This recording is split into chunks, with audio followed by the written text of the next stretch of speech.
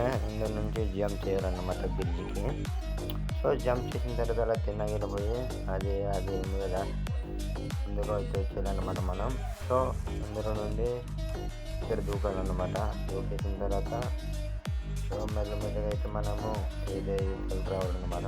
So ఈ మధ్యలో ఉంది కదా బట్టలండి, అందులో నుంచి మెల్లిగా జంప్ అయితే చేస్తుండాలన్నమాట, లేదా కింద అలా పడిపోతామన్నమాట.